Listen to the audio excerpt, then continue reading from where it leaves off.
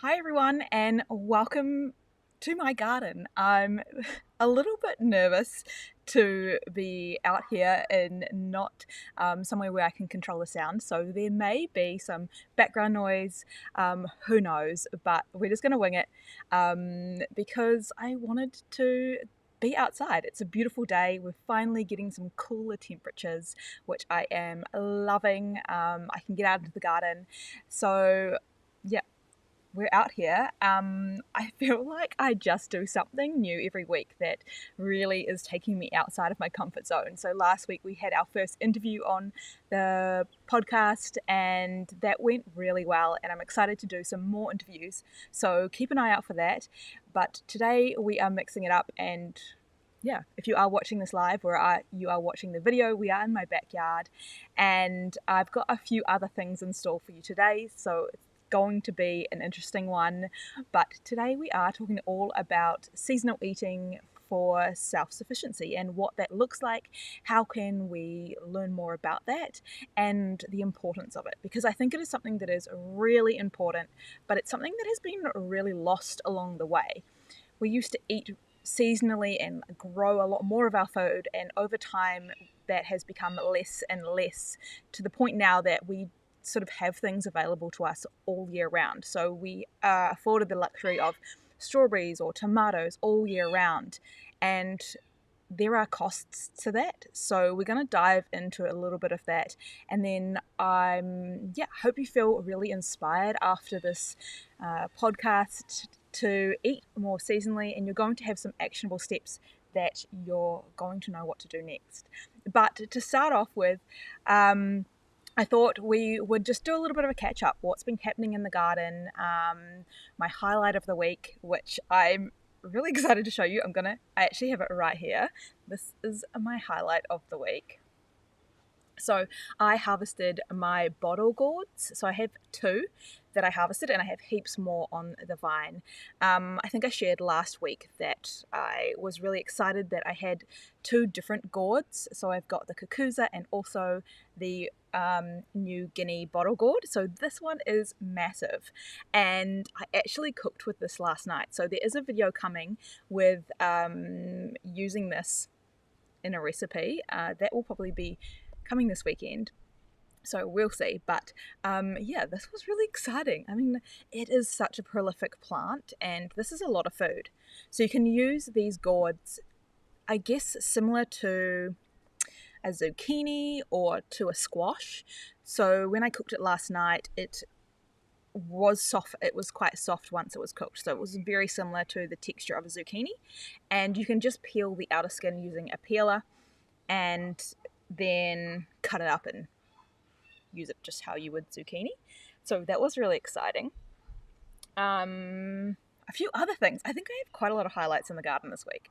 So another few things were that I picked up a free compost bin. So I have, how many compost? I've got two tumbler compost bins, and I also have some in-ground worm compost bins, but I really wanted to get a compost bin that had an open bottom that I could put in one of my garden beds so that the worms could come up and I could sort of do an in situ compost bin there.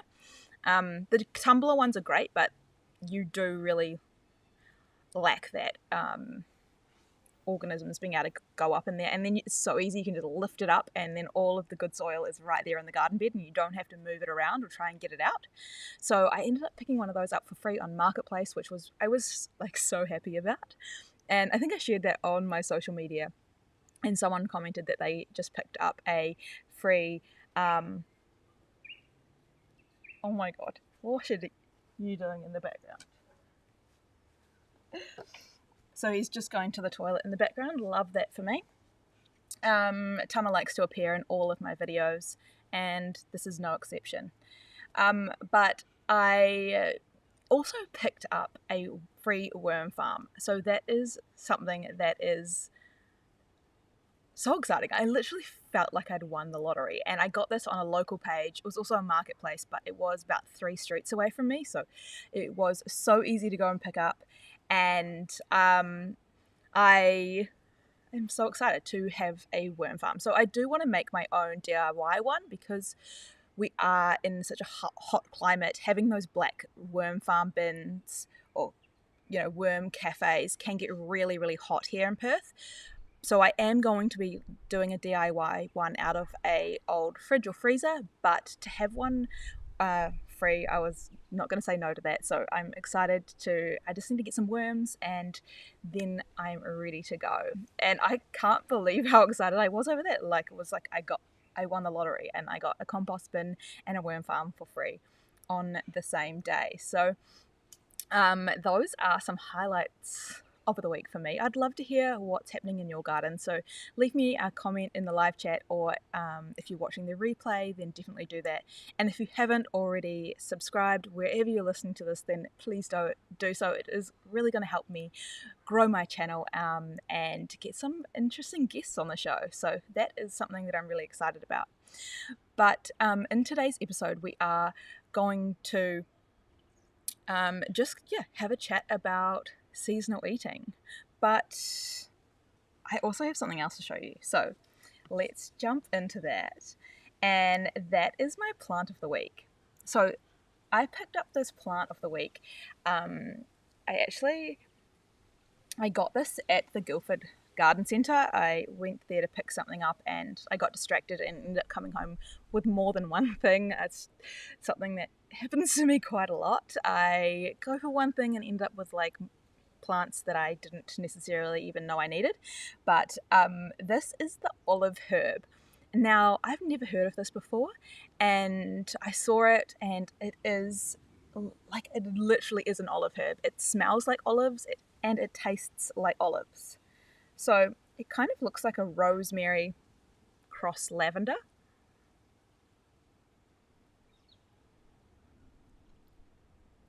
And it's definitely got like a rosemary sort of flavour to it,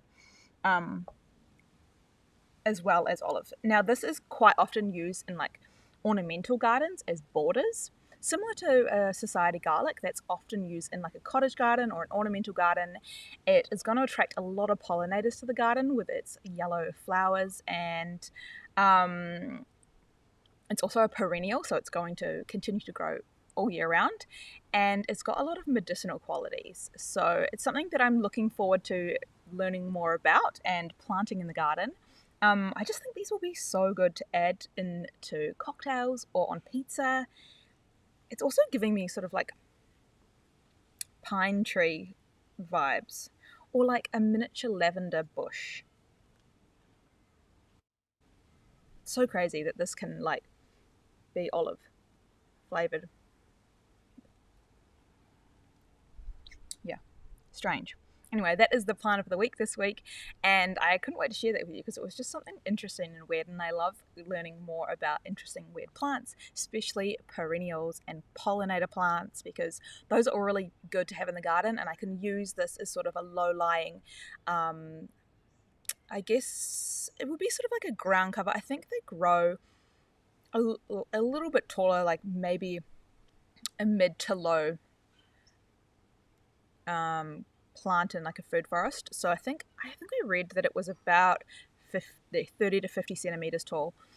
So that would be a really good one to sort of have in here, to fill up some gaps and add flavor to meal. Like, I can still taste it. It's like definitely got like a rosemary aftertaste. Something else that I am trying new in this episode, so let me know. This is more so for the people that are watching. And if you are listening to this, you can catch the replays on my YouTube channel. So I also have set up a garden cam so that you can get a little bit of a closer view of what's going on in the garden. So this time of day, it's the bird hour in the garden. So I usually am filming YouTube videos around this time of day, and I get a lot of birds in the garden. So I'm hoping that we're going to get some through today. This is my feijoa tree, and they love to dart in and out of here. So we'll see if we get any. I'm sure that they are not going to make an appearance just because I'm filming, but we'll see. But let's dive into the seasonal eating. So seasonal eating, or the lack of seasonal eating, can cause quite a number of different issues globally. So some of the negative impacts to not eating seasonally is that people are going to have to create hybrid environments. So if things are growing outside of their natural season, it's going to take a lot more effort, a lot more infrastructure. For example, if we're talking about tomatoes, and tomatoes are generally something that grow over summer. If we're wanting to grow tomatoes outside of that season, then we're going to have to force them into thinking that it's summer. So we have to sort of create an environment that tricks them into thinking it's summer, and that quite often means a lot of greenhouses, a lot of structures and infrastructure that can make them feel like it's summer. So in having food available all year round and not just using seasonal produce, we are looking at expanding and having a lot more infrastructure and also a lot larger food miles. So our food is going to have to come from a lot further away, and often it means a lot of imported food is coming in from across the world to cater to our needs, that we need to have, strawberries available all year round, or we need to have tomatoes available all year round. And we can't grow them naturally here in our environment, then that's when they get imported. So it is going to create a lot of, food mileage, and it also has fewer nutrients. So growing food outside of their natural season and forcing them into that and sort of tricking them into that with different environments often means that they have less nutrients because they are grown sort of hydroponically or unnaturally, and they just don't have as many nutrients in them. So it is really forcing them into something, and that is not something that we want to do. We want to get as much nutrients from our fruit and vegetables as possible. And you've probably noticed if you're eating tomatoes out of season, they're very watery, they're pale, they taste like nothing, and they're not very good.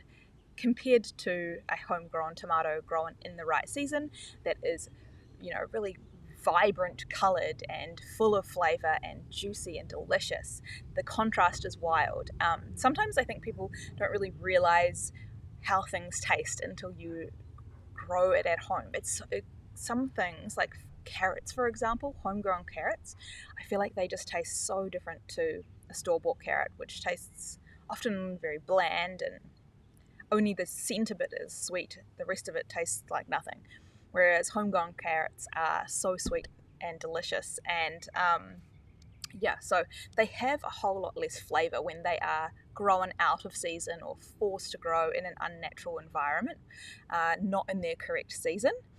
And it also is, I think this is something that's really, really huge and quite clear, is that it's really disconnected us from our food, because we no longer know when things are in season, and not knowing when things are in season also means we don't know when to plant them. So from this episode, I hope to inspire you, and I hope to help you start to figure out sort of the way that I look at food and the way that I look at growing food, and how you can figure out when to plant things based on seasonal eating.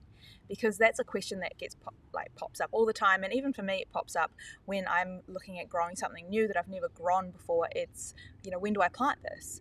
But if you learn when things are ready and ready to be eaten and in season, you can kind of work backwards and figure out when you should plant it. And that's a really, really valuable skill that you can take forward, and you can easily figure out when you should be planting things. So for example, if we talk about, say, broccoli and cabbage are in abundance in winter. They are a winter veg, and we can kind of step back and be like, okay, well, if they are ready in winter, that means they're going to have to be being planted before winter, because they need time to grow. So by the time you plant seeds, they turn into seedlings, and then they turn into plants to grow the broccoli or the cabbage. They're going to need a while to do that. So we're looking at more like an autumn planting to then be ready for winter. So you can kind of work backwards if you know when things are in season. So this is going to work whether you have a garden, have a small garden, or you're just buying locally at the farmer's market. And that is something that I think is really important, is if aren't growing all your own food, which most of us won't be doing unless we have huge properties or just really diverse properties. A lot of us are going to be supplementing our food and our fruit and our veggies with bought veggies. So if you can choose things that are grown at the markets, that's going to be a really good indicator as to when things are in season, because usually the markets are grown by locals that are growing things in season because it's easier for them. They're not having to create, all this extra infrastructure like we just spoke about. It's it's it's easier and more efficient to grow with nature than against nature. So more than likely, everything that you're seeing at your local farmers markets is stuff that's in season. So that's a really good way to start learning. And also take a look around your neighborhood. If you're out walking, I walked this morning, I walked my dog, and I noticed the pomegranates on someone's tree. So the pomegranates are in season now, and that's just like something that I've mentally stored. Autumn. And you can also write these things down, so you can create a little bit of a calendar too.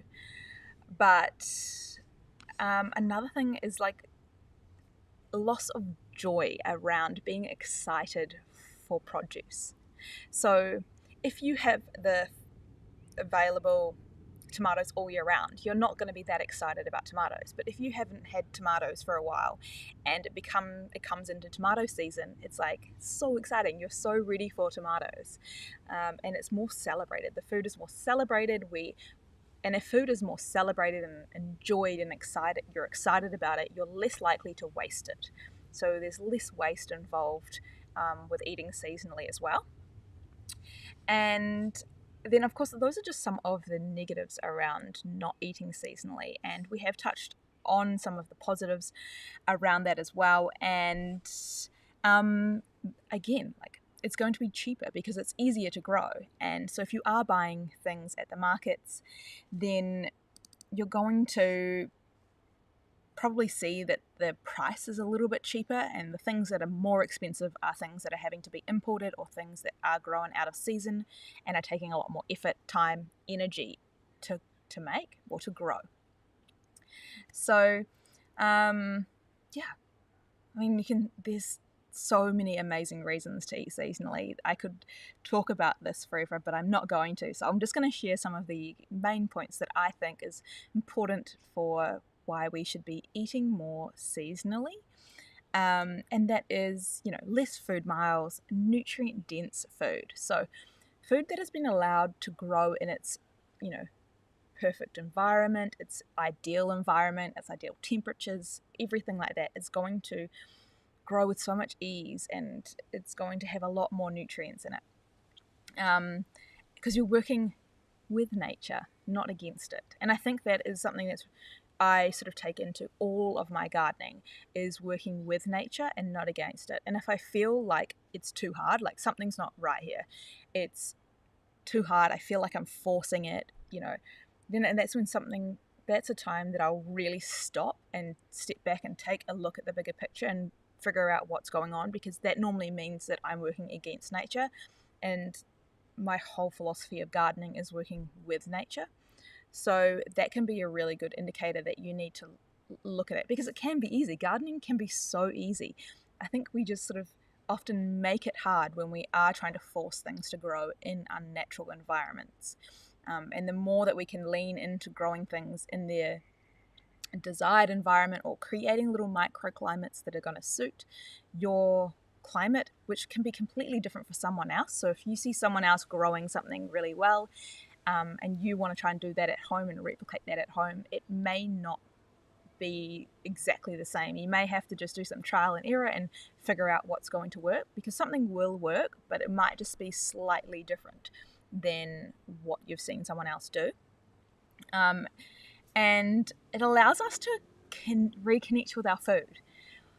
It's something that I think is, I just think it's so lost.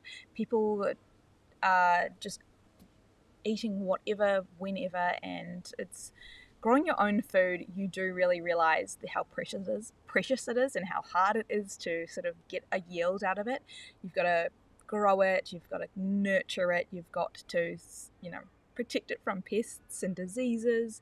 So I think we're already on a huge advantage by growing our own food to really reconnect with our food and figure out, what is working with nature, what is working, and what's not working, and that already is a huge reconnection with food.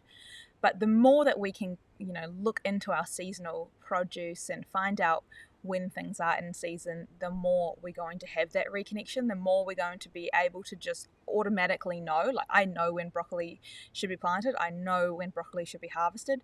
The same with strawberries. You're just going to be able to have that knowledge because you have stopped and thought about it and researched it and learnt and even grown it or purchased it at the farmer's market. And we look forward to it. I don't know about you, but there's like some certain fruits and vegetables that I just get so excited for, and also you get sick of. So I know growing things seasonally, you do get a huge abundance, and that's exciting, and we can preserve that so that we can use it throughout the year.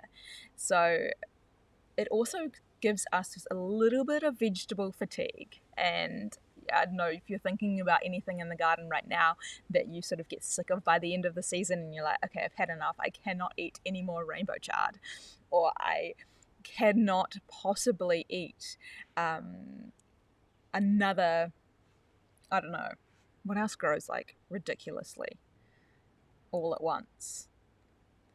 I guess, you can't really get sick of tomatoes, can you? No, I'm pretty sure you can't. But if you get what I mean, like you sort of get overwhelmed with vegetables when they're in season, and you can preserve them to use throughout the year, but you're also ready for a break. You're also ready to switch it up and grow something different. And then by the time the next season comes around again and you're ready to grow again, I'm already so excited for rainbow chard. And yeah, it just gets you more excited about vegetables, more, and they get celebrated. And if you're celebrating a vegetable, you're less likely to waste it because you know it's going to be quite a long time before you're going to have that again, which in turn is a little bit more precious, a little bit more. You're not going to just like leave it to go bad in the fridge. So it's a lot easier to reduce your waste when you are acknowledging how precious that vegetable or fruit is, and what a short period of time you've got to enjoy it, to celebrate it fresh, because for the rest of the year you might be having it frozen or preserved or just not at all. And ways that we can sort of learn about seasonal produce. I did find a really, really good link for Australia, so I will pop that in the show notes or in the comments of the YouTube video. And it was a list of things that are in season in all of our different parts of Australia, which was really helpful, really useful. It was broken into fruits and vegetables, so you could see what was fruiting in Perth and what vegetables were ready in Perth. So I thought that was really valuable because that's something that I want to capture in my garden, is when things are ready, especially my fruit trees, because I am trying to get a year's supply of fruit from my garden. And if you watch my last video I just did on all of my fruit trees, a tour of my fruit tree garden, I have 25 plus fruit trees now. But I want to sort of fill in those gaps and like mark down when all of my fruits are ready. And say, for example, a lot of my fruits are ready in autumn and in winter, because I have a lot of citrus, and citrus is generally ready in winter. And in autumn, my feijoas and my guavas are going to be ready. And so I can sort of work out everything and when it's going to be generally ready and ripe. These things do change like every year, because we may have a really hot summer or a really dry summer or a really wet summer. Every year is going to be a little bit different in terms of when they're ripe and ready. But if you sort of can figure those things out, then you can fill the gaps, and that's something that's really exciting as well. So if you do have a time in your garden that you don't generally have a lot of fruit available or a lot of vegetables are available, maybe you've got a gap, you can look into what grows in that gap. So what is ripe and ready in October in Perth or in Sydney, and then you can maybe grow that, and then that's going to fill your gaps, and it's going to mean that you're going to be more self-sufficient all year round, by just figuring out and I guess connecting with what is in season and when it's in season, and then you can start filling in some of those gaps. So I will get that link for you because it was really, really helpful. But also just take a look at what you've got growing in your garden. What fruit trees do you have? When are they ripe? When are they ready? And maybe just note that down. And the same with your vegetable harvests. And then you can sort of look for alternatives. So there are a lot of alternatives out there. So some of the alternatives that I have in my garden that are perennials. So for example, I have my edible canna, which is a substitute for potato that's available all year round. And I can't necessarily, to be honest, I haven't tried to grow potato all year round. I probably could. But if you can't grow something all year round and you want to have something similar, then you can look at alternatives. And the same with garlic and society garlic. So garlic takes a long time to grow, and if you don't grow a lot of garlic, you're not going to have it available all year round. Having an alternative like society garlic that gives you that garlic flavour is going to help you fill in those gaps when you don't have garlic available. So that's something that I think is really exciting, is thinking about what gaps you have and what alternatives could you get into your garden or find at the markets that could fill a similar sort of space in terms of how you can cook it in the kitchen. And yeah, preserve your excess. Obviously, that's something that would be ideal, as well as if you do get an excess, you can preserve it, whether you freeze it, can it, turn it into chutneys, jams, pickles, all the things, so that you can use that throughout the year, and you can get a little bit of a taste of that fruit or vegetable later on in the year. And in terms of accelerating your journey, we've sort of touched on this, but knowledge is power, and knowledge is something that you can take with you wherever you go. So if you are in an apartment or in a small suburban lot and you're looking to get acreage or get a bigger farm or land, or just move from a rental property into your own place where you can sort of get into the garden and start planting things in the ground, then start learning now. Like, you can take that knowledge with you wherever you go, even if you change countries. Like, I've moved countries, I can still take my knowledge with me, even though it will need to be adapted and relearned some of it, but the core knowledge of seasonal eating and seasonal plants is going to be the same wherever you go. Generally, we have two sort of planting seasons, and I plant predominantly twice a year. I plant all year round, don't get me wrong, but I have two core planting seasons. So my first core planting season is in spring. So the end of winter to spring is when I'm starting to plant all my summer crops, so all my warm season crops. And then my second core planting season is in autumn. So in autumn, I'm starting to plant all my cool season crops, so all of my winter crops. So I can kind of categorize my plants into those two different planting periods. So if it's a summer crop, then I'm probably going to be planting that in spring, so that it has time to grow throughout spring and then be big enough to be holding fruit or vegetables during that warm summer season. So that's another really, really great thing to learn. It's just like, if it is in season in summer, I kind of already know, like, I'm going to be planting that in spring. There are exceptions to this rule, of course. So if you're thinking about, for example, pumpkins and watermelons, they need the maximum amount of time to grow.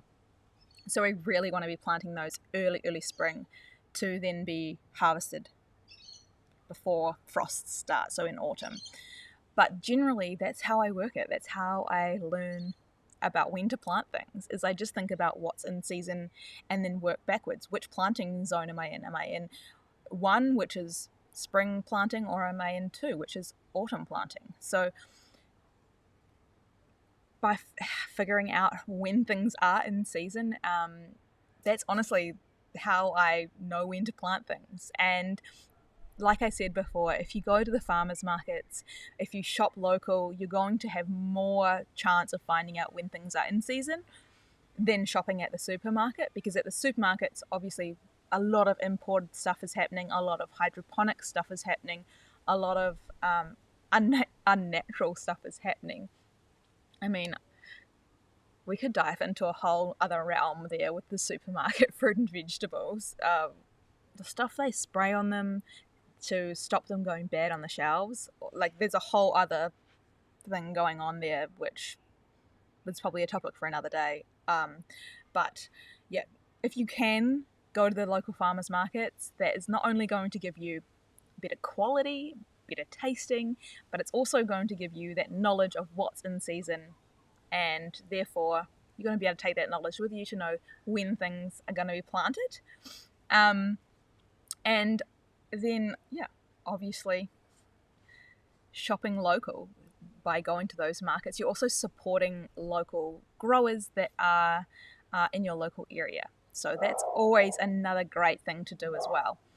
But let me know in the comments, if you are watching live, if you have any questions on seasonal eating or seasonal planting, how to figure out when to plant things, and we can do a little bit of a Q&A. I can jump into that now. I don't think we've seen any birds. No birds so far in the garden, but you can.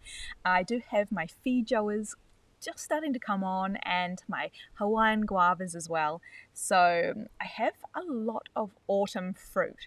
So that's definitely something that I want to work on, is expanding that and having more summer crops. I think that's what I'm lacking the most, is the summer crops in terms of fruit, because I have a lot of citrus and that's in winter, and I think summer fruits are stone fruit, which is what I don't have a lot of.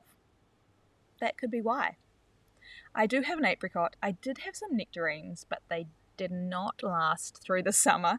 We lost those. So yeah, it could be time for some more stone fruit, I think. That will help me bridge that summer gap.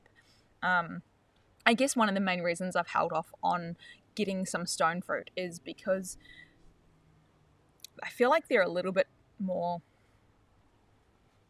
I guess, what's the word, like, not harder to grow, but they are a little bit more sensitive, and we have like extremely hot summers here, so you do have to give them a little bit more protection, which is why they died, because they were just like exposed in my front yard, absolutely cooked. So the more my fruit trees start to grow, the more shade I'm going to have, the more I can create these little microclimates, and that's another great way to, I guess, extend your season.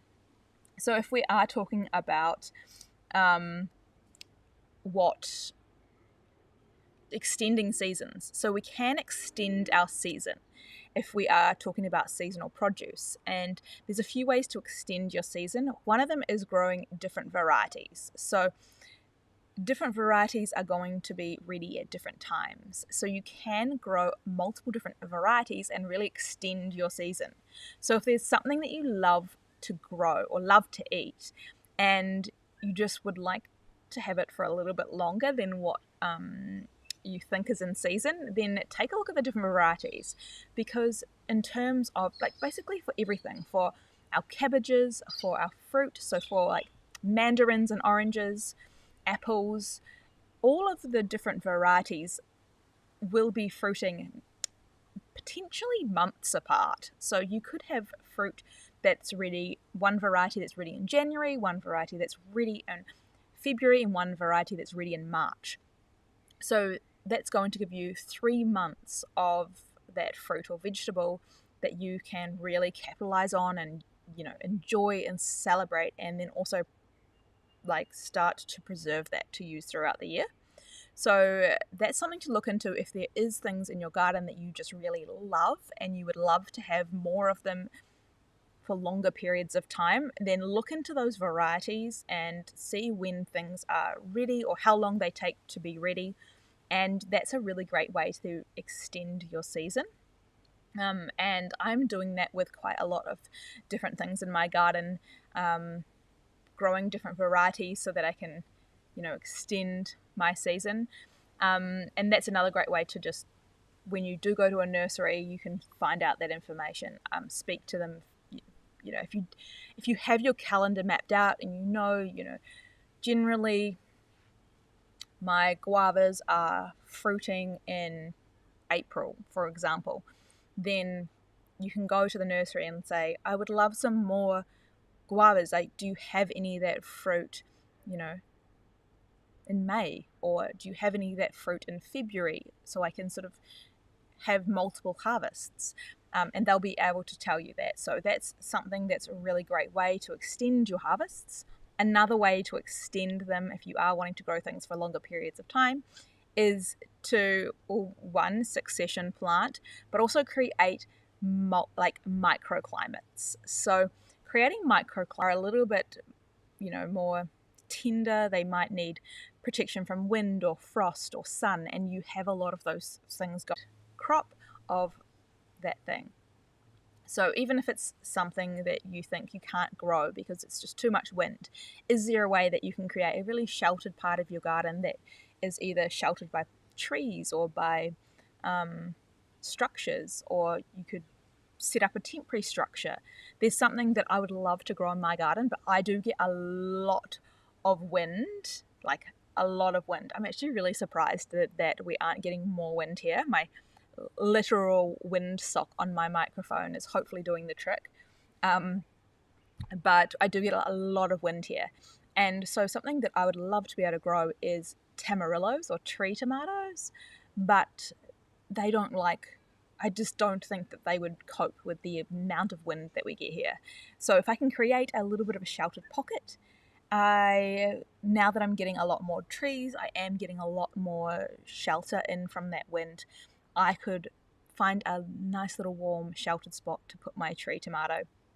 And so you can kind of, in a way, manufacture natural environments. So it's still going to be working with nature, but it's just going to be helping it along a little bit, and by creating a little bit of a microclimate.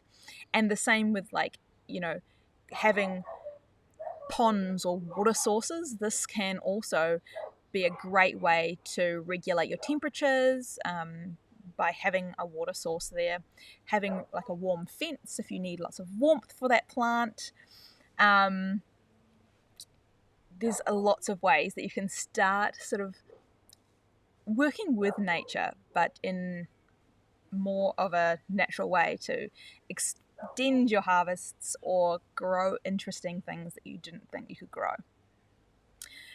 It's so great to see so many people from all around the world tuning in. Thank you guys so much for joining me here from, we've got Perth, we've got New Zealand, Northland, we've got South Australia, Northern New South Wales, Georgia, USA. It's so good to have you all here. We're all sort of doing different climates, but we all sort of have similar ways of growing, working with nature, and there's so much that we can learn from everyone. Everyone has something to offer and something to share. So I thank you so much for sharing those things with me in the comments or in the live chat, because it's so exciting, and I'm excited for you. I'm excited for you, Jane. You've got passion fruit coming through. You've found a Queensland blue pumpkin hiding in your sweet potatoes. That's a bonus. It's always exciting to find surprise veggies in the garden. I found my that I had a bottle gourd and not two cucuzzas. That's always exciting. And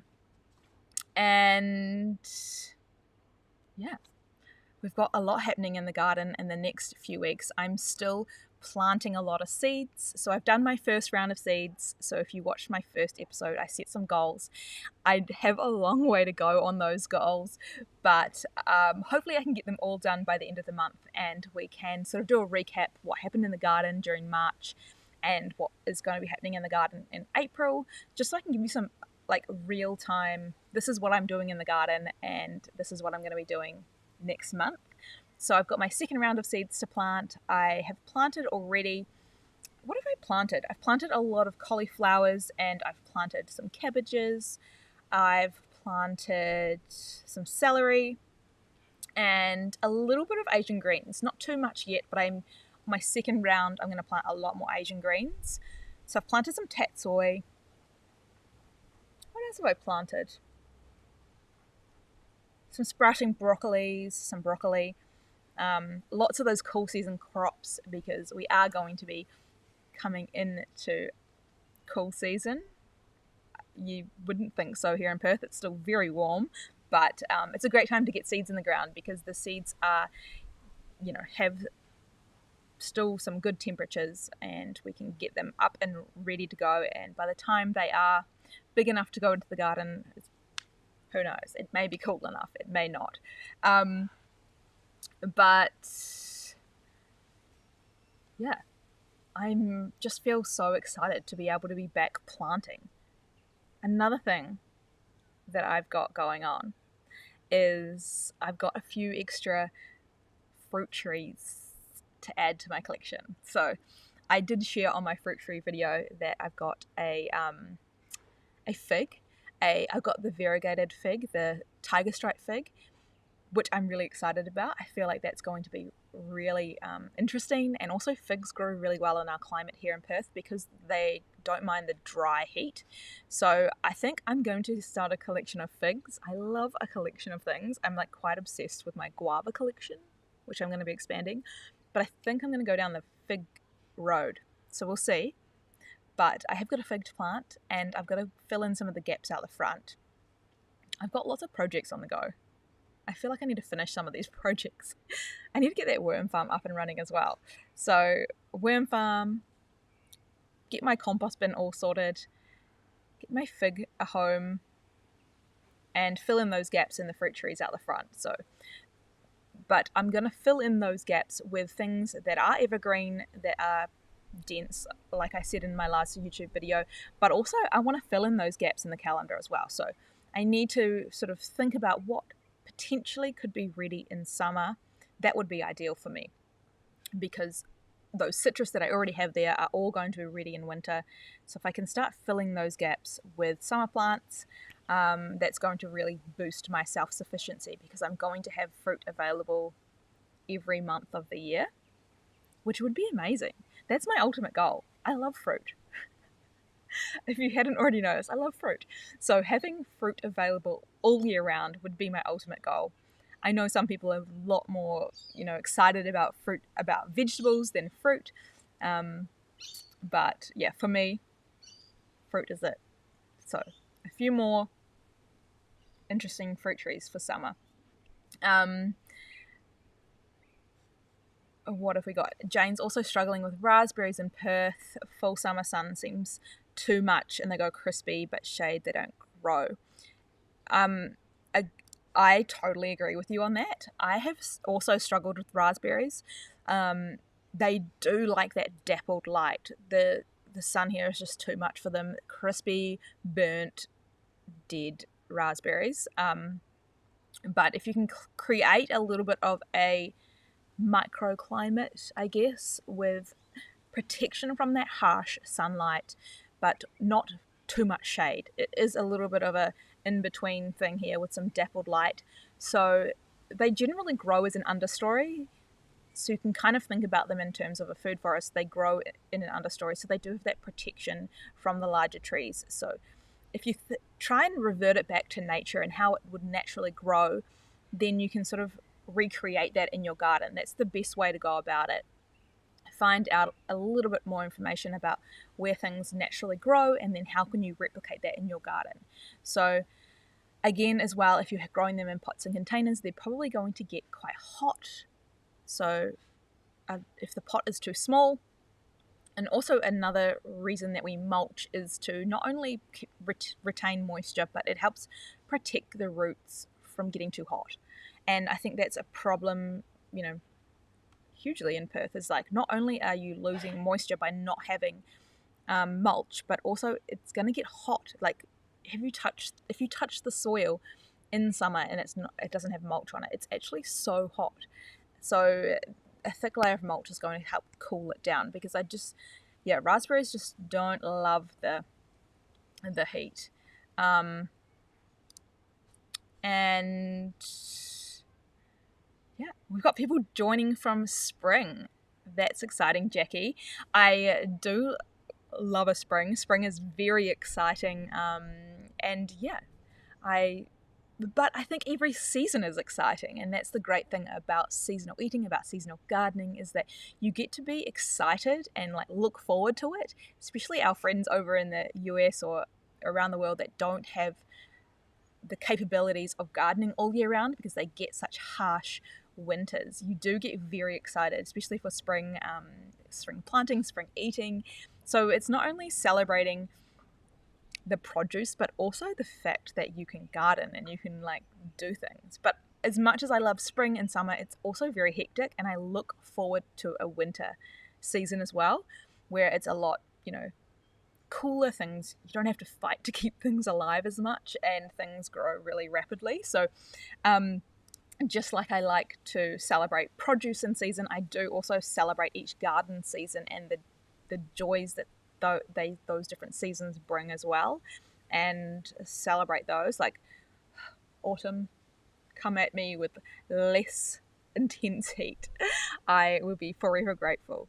But then by the end of winter, I'm like, give me sun. I need some heat. So it's a great thing to have seasonal eating, seasonal gardening. And I know not all of us around the world do have the 4 seasons, so it's even more special if you do have less seasons available. You can try and, I guess, produce more in the seasons, have more abundance in the seasons, preserve more, and then spend your winters planning and designing and getting your calendars sorted with all of your seasonal produce for all of the months that's going to be ready, so that you can create more food from home and boost your self-sufficiency. But thank you guys so much for joining me. That's pretty much all I have for today's episode on seasonal gardening, on seasonal eating. So I would love if you could start to look into when things are in season, and that way you're going to be able to know when to plant them. And you can do this by visiting your local markets, and also by keeping an eye on the neighborhood. When you go for a walk, you can see what fruit are ripe and ready, and that's going to be a really good way to keep those in your memory, to know if you do want to grow something that is fruiting around now, you can see what's out there. And it does get very addictive. Like when I'm walking now, I'm always spotting.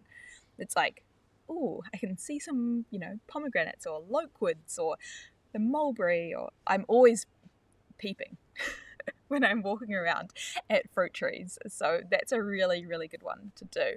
But I will see you guys back here next week, and I'm sure we're going to do something interesting. I'm really trying to push the boundaries here and do something new each week, so that I can keep it interesting. So let me know if there's anything you want me to give a go. I'm always willing to see what I can do. So this week we've got garden cam and we're outside. It's gone very smoothly, actually. I can't believe we haven't had any extra noise, but I'm okay with that. So thank you guys so much for joining me, and I will see you all same time next week for a new topic.